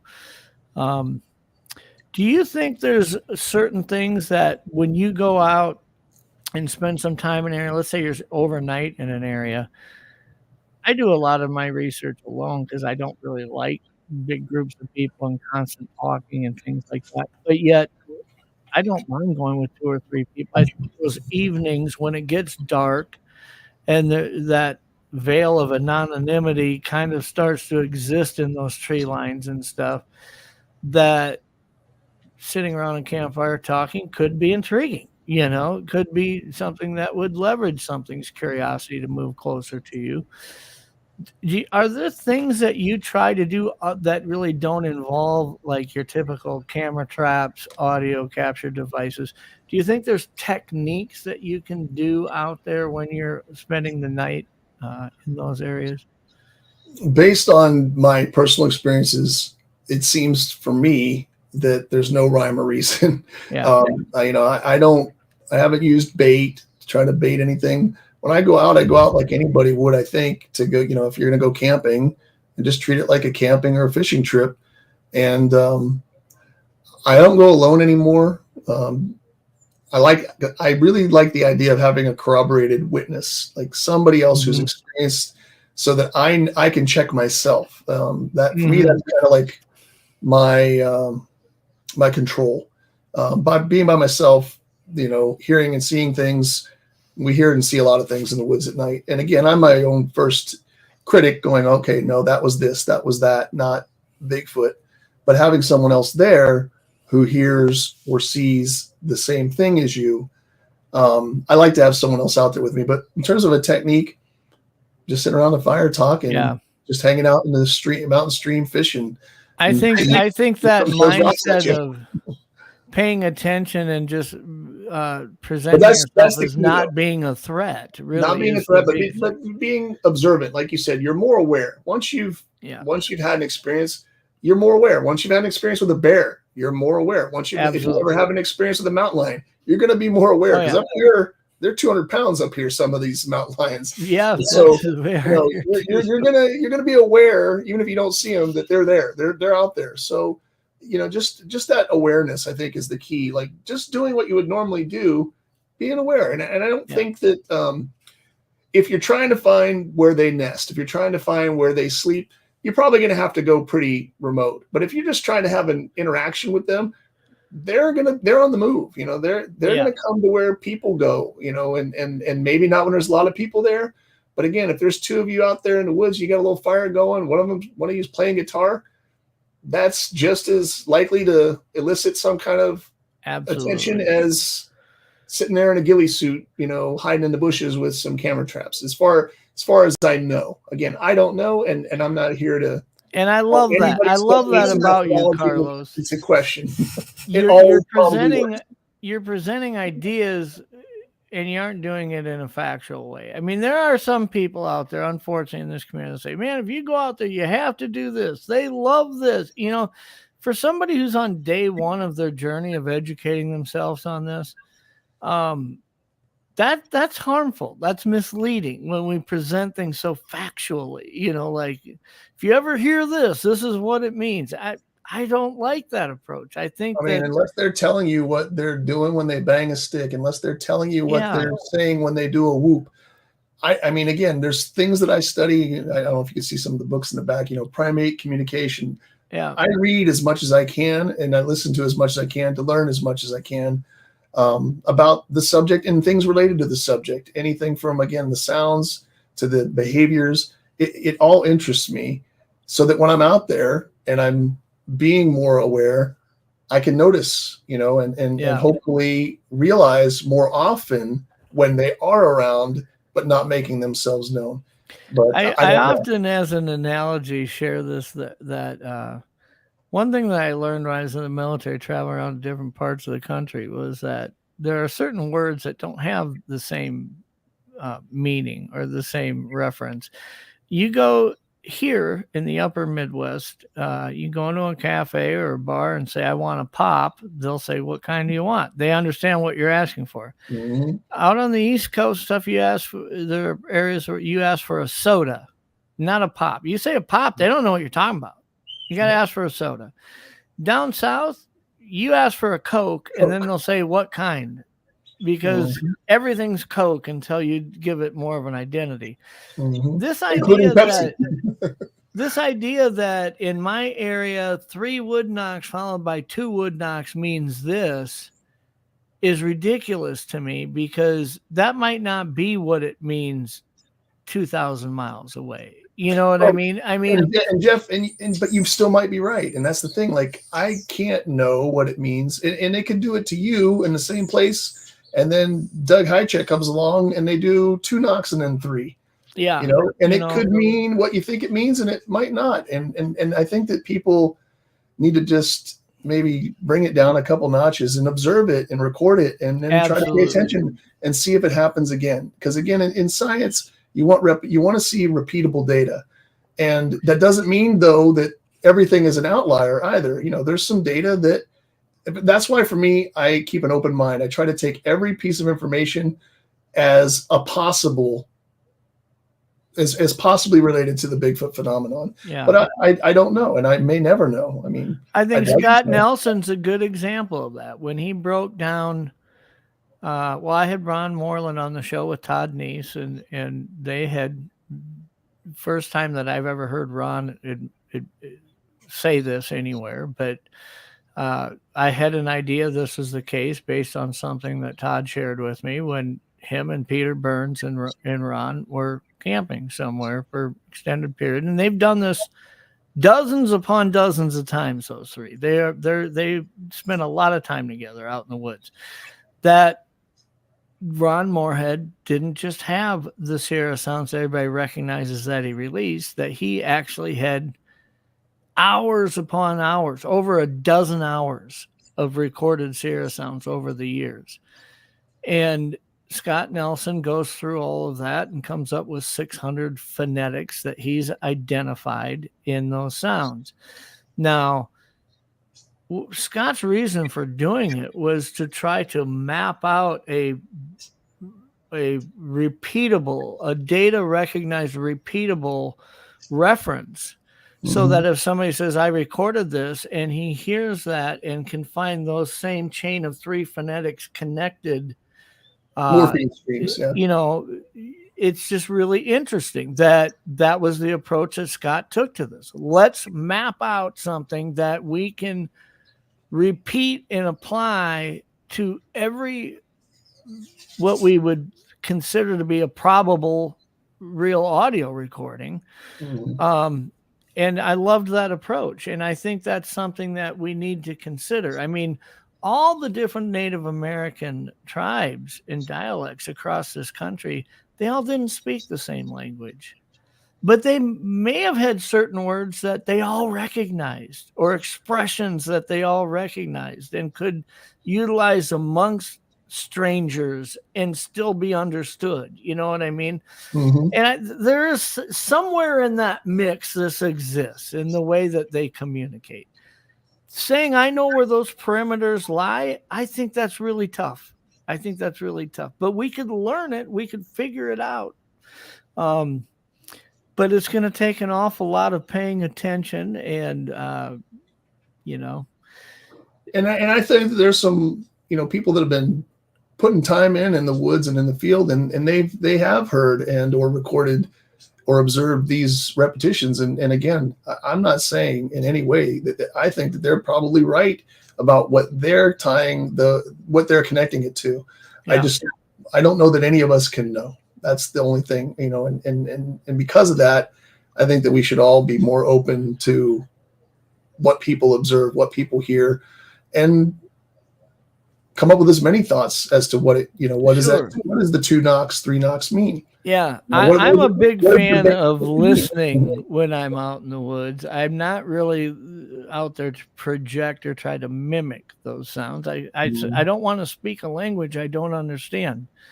I jokingly draw that correlation of I wouldn't want to walk up to Bruce Lee or somebody like that and try to speak fake a fake Asian language and end up challenging him to a fight and not know what I just said, right? One of the things I often say to people is like, how do you know that what they just said and that you're trying to repeat isn't, hey, who wants to throw down? Yeah, right. Who wants to throw down? Wait, that little thing wants to throw down with me? All right, let's go. Okay. I had him in the non-threat category until I heard him make that sound. I'm going to teach him a lesson. Well, and again, your encounter shows that it's not all fun and games. I mean, you got to be careful. These are some people want to call them wild animals, some people want to call them beings. These are some kind of entity that is intelligent and can think on some level and process. I think the way that their success, we have to really understand that as human beings, when my kids were growing up, the spare time that I spent, or the time together that we spent, I taught them how to fish. I taught them how to tie a knot. I taught them, brought them to taekwondo class, brought them to soccer practice. Spend all these times helping them learn, right? They don't have all that. What they teach is how to survive and how to be elusive. That's what their whole life is about. How to survive, how to remain elusive. And if I would have just taught just those two aspects to my children every hour I was raising them, they would have got really freaking good at it. Really good at it. And so when you think that their number one default thought when they see a human is probably, I want you to leave. I don't want you to be here. And if that's the case, it's not like they kind of want you to leave. They really want you to leave. Their survivability depends on them getting you to leave this area and leave us alone. And when you factor that in, I think that kind of played in my situation on that little island. It didn't have a place to retreat to. It didn't start. I mean, at any time it could have swung a log and hit me in the head and killed me. But it didn't. Just wanted me to leave. Saw a boat from a long ways away. This is a lake that boats are hardly ever on. Probably only seen that a handful of times in its life. And it's thinking, I don't want that coming here. Then it comes here and it's on the beach. And 3 teenagers out there taking a leak on the shoreline. And it's like, it's trying to perceive what's going on here. I really want them to leave now. I'm going to make a noise. I'm going to, eventually I have to show myself. Still, he's not running away. I mean, it just kept escalating up. It didn't start with, I'm going to go out and beat the crap out of these guys. It just wanted you to leave. And so I think that when we look at that escalated response, it starts subtle. And if we aren't paying attention to those things in our peripheral when we're in the outdoors, we're going to miss that whistle. We're going to miss that thing that maybe it's doing at square one, saying, hey, I don't want you here. I'm going to make a sound that doesn't seem natural to you. I may push something over. You're going to think that's a bear. I better get out of here. Whatever. It doesn't start at level 10, but every level of wherever it does start at, we're going to miss it if we aren't paying attention, Well, I don't think you're ever going to miss it again. I can't believe how many people that I see out jogging on these remote trails or riding mountain bikes with earbuds in. No, no. Well, and I just, again, the way that the lions like to hunt, I would not want to be moving quickly through the forest. No. Period. When I'm out in the Black Hills, I have a stocking cap that I wear that has sewn, looks like alien eyes on the back of it. I know friends of mine that mountain bike out there, they got backpacks with eyes on the back of it, just because mountain lions, if you trigger that pursuit mode, they won't keep chasing something they think is looking at them. And I know that sounds silly, but it really works. I mean, it's been proven to work. So, but well, there was a question there. I'm not sure if I understand. Kaiju Ninja asked, well, did I pull it up? There we go. Without seeing a Bigfoot, have your experiences made you a knower? I don't know that he was here the whole time, so I don't know that he's familiar with. I wasn't sure if that was a hypothetical. Like, if I had never seen a Bigfoot, what would I still think that I was a knower? I mean, if he might have just missed the fact that my first 2 encounters were Class A encounters. I saw the creature, and I saw the full body of the creature. But if I hadn't ever seen one, like with my own eyes, I'd probably be a believer. I don't know if I could be a knower, but even seeing the reflection of the eyes in 2020, when I saw the 2 white reflectors 12 feet off the ground, and in less than 5 minutes, I got 2 whoops. Another individual whistled back to the one that whooped, and then another individual did a little short gibberish. at a long distance, I think that would have been enough for me to know. But again, without having seen anything but the eyes, if that was all I had from my life experiences, I don't know if I would say that I was a knower, but I sure would be a hardcore believer. But having seen these things and and seen what they leave behind, and that was enough for me to. I mean, I know they're there. I know these things are out there. Now I know when I'm hearing them most of the time, maybe not all the time. And again, I'm no expert, but the experience that you have, the way that you experience it, for instance, how things can suddenly go silent in a different way than when you just walk into an area and the animals go quiet for a few minutes, and the way that it can literally, like, the air feels like it stopped moving. It feels like you're in some kind of a bubble. That sensation, does it happen every time? No. And that's why, again, it's hard to draw conclusions. It's easy to come up with hypotheses, but it's hard to draw conclusions because the scenarios change. But there are patterns, and those patterns I've experienced. And so I hope that answers your question, Kendi. Or you bring up a good point. I mean, I've been asked that before, and I've actually put a lot of thought into it. Had I never had an encounter, what would my approach be to this? I think that had I never had an encounter, I wouldn't have been inclined to do anything in the field, trying to learn more about it. And the experience, so therefore the experience that I've had through that would never have happened either. And the one thing that my encounter certainly helps me, I think in the end I'd still be a believer, but I think the one thing that having that encounter helps me is understanding people's approach to it and why they approach it the way that they do, why some people don't talk about it, why some people are silent about it, why some people one thing that I've learned from Leon Thompson, who really has a great approach at paying attention to people, not just what they're saying, but how they're reacting as they're saying stuff. He talks about Joe Snyder when he retells his experience, how there's times when Joe puts his hands up like he's there. I mean, in his mind, he's there at that moment. For me, when I tell my encounter, when I tell people about it, it wasn't like I saw something cross a road from 300 yards away. This thing was drawn out. I was with two other people. It lasted, over 15 minutes from beginning to end. And it was like leaving out a detail when I'm sharing this is almost painful. When I start telling somebody about what happened, it's like that movie that I've had playing over in my head a million times in my life is I'm watching it and I'm telling you everything that I'm experiencing as I'm going through it again. I think that the encounter helps me understand how that affects different people.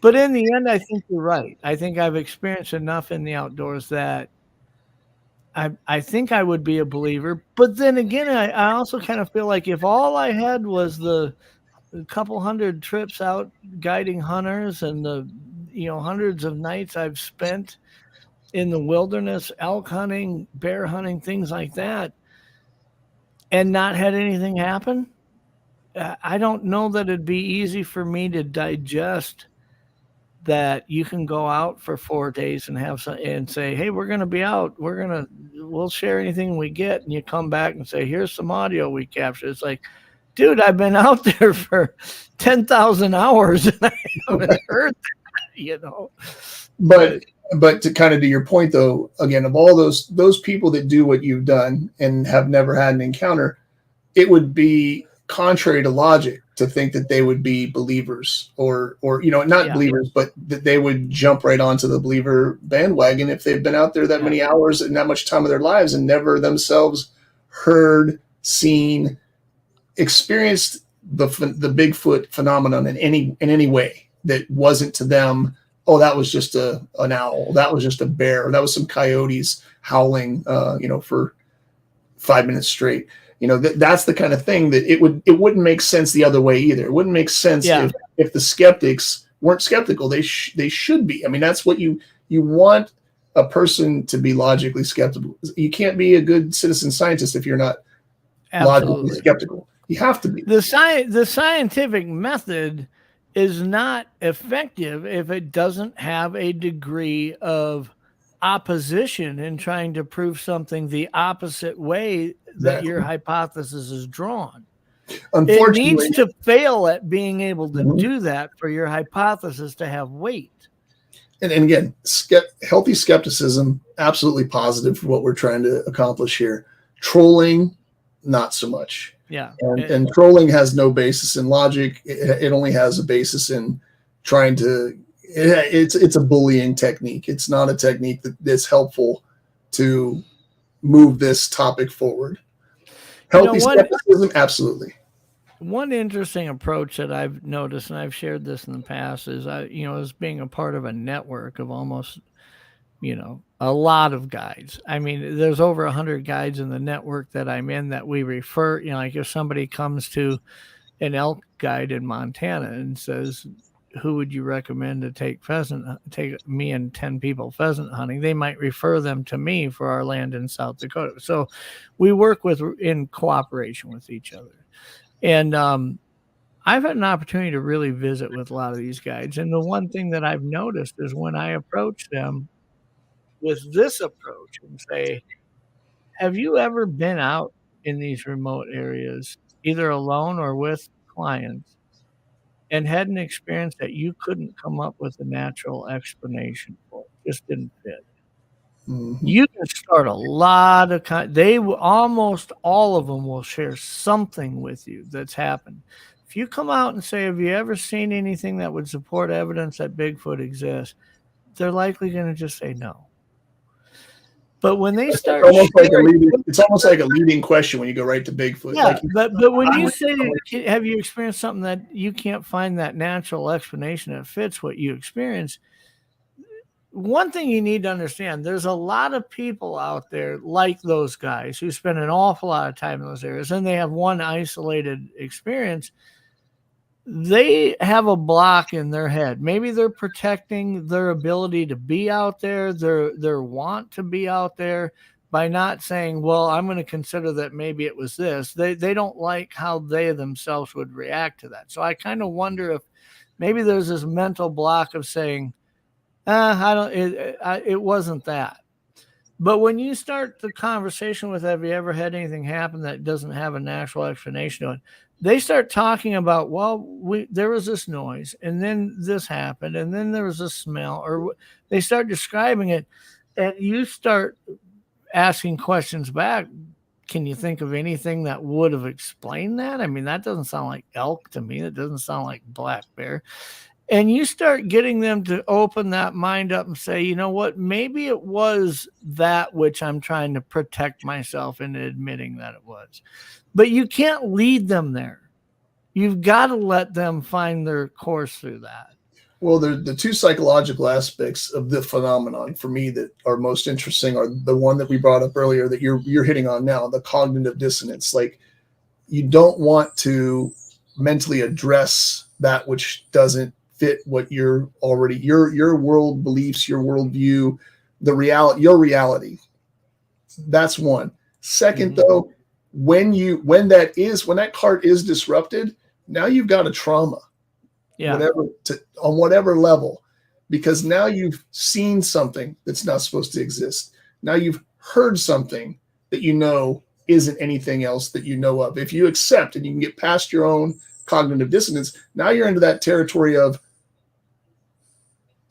trauma. You have to, if you digest the fact that that's not supposed to be there, what in the hell is that? You've now experienced a trauma, especially if you were younger, like your case in mind. When you're young but it can happen to somebody in their 60s who spent their whole life in the woods, hunting, doing whatever. That realization really requires a response from you when you address that realization. The problem is that response isn't likely to be open arms. There's going to be resistance in admitting it. There's going to be stretching the parameters of reasonability when it comes to trying to come up with an ulterior explanation. there comes with even if you accept that that may be the explanation, is that this was a Bigfoot. Now you've got the traumatic response, or the negative reaction that you're going to have to it to some degree. The adjustments you make and the choices that you make about how you spend time in those areas. There's a lot going on there. Yeah, now you're getting into just now you've got the logical brain and the cognitive dissonance, but now you're getting into the emotional part. Once that trauma hits, it's like, I've always loved to hunt. I've always loved to fish. Yeah. Is that going to change that love, that desire, now that this new element of reality is in my cognitive sense? Am I going to not go back and fish ever again? Am I not going to hunt anymore? Some people, if you listen to enough stories that I have, some people don't ever go back in the woods. Yeah, and that's they give it up. Others, they won't for any reason. And that's why I think a lot of them, and again, this is just my opinion, but I think a lot of people who undergo that trauma and have that cognitive break just simply don't acknowledge it. They don't undergo the trauma because they won't acknowledge what they've seen or what they've heard, because they don't want to stop giving up that thing that they love. Not that they have to, but in their minds, that's the battle. Sure. That's the battle. You brought up something earlier about not being alone when you're out in those areas, but having that second person to use as a sounding board and whatnot. And when we were talking about approaching somebody, asking them if you've had something that you can't naturally explain, we realized the difference between that approach and, have you ever seen a Bigfoot? I mean, You've got two different scenarios that you've created. One thing that I've really started to understand is that when I am with somebody else, if I hear something, I've really gotten used to not looking at somebody and saying, "Did you hear that scream?" Or "Did you hear that whatever?" I look at them and say, "Did you just hear something?" Because I want them to describe to me what they heard and see if it matches what I heard, rather than me leading them. If I say, "Did you hear a whoop right now?" and they're like, "Oh, is that what that was?" and now all of a sudden in their head, that's what they heard. Yeah. Now you've planted it, right? I'm exactly 100% in agreement with you. Did you just hear something? Did you just see something? Did you see that? And that's where it led. And also the way that you asked the question, have you ever heard or seen anything unusual in the woods? That's typically what I ask people when I try to start a conversation. If I don't know them and they don't know me, and but yet I feel like I want to see if they've had anything, any kind of lumberjacks out here, especially old lumbermen. That's how I'll start a conversation at a diner or at one of the local bars. And, "Hey, have you ever heard or seen anything unusual?" I won't jump right into the Bigfoot thing. Unfortunately, a lot of times I'm wearing something that belies my where I'm going with it. But I try to not be biased.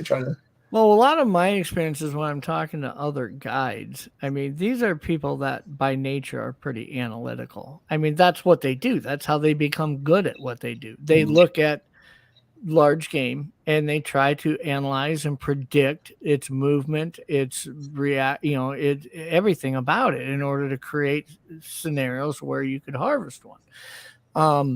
So when if you plant something with them, a lot of times that doesn't work well. They'll just shut you down. I don't want you to plant something in my head. But when you start saying, "Have you seen something that you can't find a natural explanation to?" I've heard conversations from, we walked up onto one area. There was no carcass. There was no bones. There was blood. And it looked like you took a shears and shaved all the hair off of that elk. It's just laying there, inch-long hairs all over the place. And they're like, "I don't get that. A bear would not do that, right? If you're going to find hair, there's skin attached to it, and it just doesn't make sense." Now, when you look at and you ask them, "Well, what possibly?" I mean, even when I look at 5 or 6 explanations of what it could be, no matter how far out there it is, right? 5 or 6, and then let's start removing the 2 or 3 least likely. Mm-hmm. And let's look at the 1 or 2 that we're left with and try to decide what's the most plausible. Where does that leave you right now? I mean, that's really interesting, where these guys, that all they do is analyze stuff, they find themselves a lot of times in the, an area of like, man, mm-hmm. maybe we can have this conversation, right? And I think it's becoming easier because of shows like yours, because of books like Tim's. The more that we talk about it, the more that it's not the joke that it has been. Yeah. Yeah, that's why I think that having this nuts and bolts, very genuine, honest approach to this, being able to admit what we don't know for sure, which is a lot, not presenting stuff factually, presenting it as a hypothesis based on my experience. This is something that I've recognized. It's simply data that I'm offering you to consider. It's not me validating or endorsing that this is right or this is the wrong way to consider this. Shit, I'm just offering you the same data that I was offered in that experience. If you don't think it means the same thing I do, I'm okay with that. To highlight that point, what I try to, this is something I feel is like a problem in social media right now. An opinion versus what a fact is. Your experience, whatever you saw or heard, that's a fact. Yeah. What you think it means, that's an opinion. That's an interpretation of the fact. If you saw something, you saw it. That's not an opinion. If you heard something, you heard it. Now, again, how you interpret what you saw or what you heard, that's where I think opinion lies. And I'm with you. For me, it's not really opinions, it's hypotheses. Okay, here's what I think that means. I don't know, and I may never know, and I hope I never say, well, I know what that is, because then I should stop doing what I'm doing, because it defeats my purpose. My purpose isn't to know anything. I would like to know more, but it's to gather as much information as I can to see what those connections are and to try to come up with ideas that might be the right ideas. But I think for people to consider your ideas, and put possible value in them, or being able to subscribe to a theory that you do, it's not easily done when you're presenting it in a 3-ring circus or with shock value and things like that. And so I think the approach a lot of the channels they take a purely entertaining approach to the subject. They're not really trying to help somebody learn anything. I mean, you've got to do that with a genuine approach and be very aware of the way what you're putting out is perceived. I'm not putting it out as a fact. I understand that I may be wrong in how I'm analyzing this data. If you've got other ideas, I'm open to hear from it.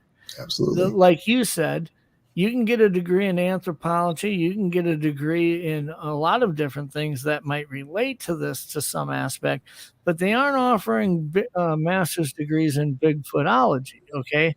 We're all the professors and we're all the students. We're learning from each other and we're teaching each other. Mm-hmm. And I don't know how that happens in the 3-ring circus or the shock value, type approach to this. And I think that approach, a lot of people find it entertaining, but I think there's a lot of damage to be done out there for somebody who's really trying to find real answers, Absolutely. And again, that's my purpose is what you just said, for people to help people find answers, for the curious, for those that have seen or heard something that they're not sure what it was. You're not alone. I mean, ultimately, that's why I'm making the film. That's why I started the Chronicles of Carlos. That's why all the things that I'm doing that we've talked about in the show today are for that purpose. You're not alone. And here's some other people who have stories like yours. Here are my stories. If they can help or not, maybe they're different. Maybe they're like yours, but that's all a part of it. And again, there are too many egos, and ego has nothing to do with it for me. Yeah. I could care less. I care about people's stories. I care about my experiences, your experiences, and I care to hear more other people's experiences. And for those who haven't experienced, I want to share what I know, which is the things that have happened to me, and my opinions and my thoughts. If they want to know what I think, then I'll share that as well. But for the most part, it's not about me. Unfortunately, with the edits to to this docuseries, they want a little bit more of me. But really, all I'm trying to do is just bring in some of the stuff that I know about Bigfoot, and through the Native American stories, and through the Bigfoot community's stories. So I'm trying to bring that into the movie at this point. Yeah. Oh, well, I mean, it's kind of become a trademark of my show here is saying that we need to find the value in the 90% that we agree on and try to move this ball forward and answer these questions rather than poison each other over the 10% we disagree on. I certainly don't have to like somebody in order to be able to learn something from them. But yet, like you had mentioned, those egos and that pride gets in front of something to where we put up these brick walls where we can't learn through them. And that's it's sad, but I mean, I get that's human nature to some degree, but I really find value in those in this community that are trying to get these answers and trying to help other people who take the approach of recognizing that, Well, I'm honored to have been in your 4th episode and your 39th episode, and hopefully I'll be back for your 71st episode. Well, it might not be that long. I'd love to have you back whenever you want to come back. But I appreciate what you're doing because, again, I feel like, and I try to go on shows like yours where I feel like the purpose of the show is the same purpose that I have in what I'm trying to do. Again, in terms of being a Bigfoot influencer, I'm just a person. I'm just a person who's had experiences like anybody else, but I am trying to be a teacher and learn at the same time. Yeah. Well, I appreciate you taking the time to join us tonight. I know you got a lot going on, and we had actually talked about what weekend works, and sounds like you're doing some traveling next week. You had next week I'm going to finally. I haven't seen my family since pre the C word times 29 when we had our encounter in 2019 in the forest there on the border of Pennsylvania and New York. That was the last time I was home, and my father's going to be turning 80 this year. And my mother's not getting any younger, so I'm looking forward to going back and seeing my mom and dad and my siblings in northwestern Pennsylvania there in Crawford County, and my goddaughter and her mom, my sister, and my brother-in-law have been in Germany, and they're getting ready to start in Okinawa. So they just left Germany and they're going to be in Pennsylvania. So this is my shot to go back and catch everybody. So hopefully I'll get a chance to see some folks, and I hope at least one of the nights I'll get out and get a chance to get out in the woods and see what I can hear and see with my brother. Well, you have safe travels, Carlos. If you want to hang out backstage just for a minute, I'll talk to you before I let you go, but I'll end the show here and I'll be back there in just a moment. All right. Thanks, thank you so much for coming on. It was awesome. And thanks everybody. Thanks chat for the questions, and hope this was interesting and enlightening. Yeah, I'll tell you what. I'm blessed to have a lot of different folks who are willing to come on the show and be guests. But Carlos is definitely one of my favorites. I just love his genuine approach to this stuff. Even the Sasquatch adventure tours that he's involved with. I know there's people who look at that and say, "Oh, you're going to pay to take people." Look, you don't go to Disney World. You don't go to any other vacation destination for free. All right. But to go out on a family experience where you and your children can not only have a great time, not only be in the outdoors, but to be able to see some of these sites that are so iconic in the history of this subject, and to learn from people like Carlos about anthropology and a sensible approach to the subject. I think that's invaluable. I would pick that, like I said, pick that over Disney World any day of the week. But want to thank everybody for tuning in tonight. Memorial Day 2023 from me and Doug and the rest here at Untold Radio. If you found yourself remembering people today. We love that happens, but I know there's a lot of times that there's people hurting today. There's people that are really having a hard time dealing with loss and finding the joy in the memories because they're still hurting. And if that's the case, I'd encourage you to call a friend. There are people that care. Do not bottle that type of feeling up. I would love to just think that if that's how you're feeling, there's somebody that you can reach out to and say, just share with them what you're experiencing. People want to help. People want to help, and I think just about everybody has somebody in their lives that are wanting to help too. So if that's you, make that call and get a hold of somebody. Otherwise, our hearts to go out to everybody who's remembering loved ones that they've lost today. And thank you so much for tuning in. We will see you next week on Monday.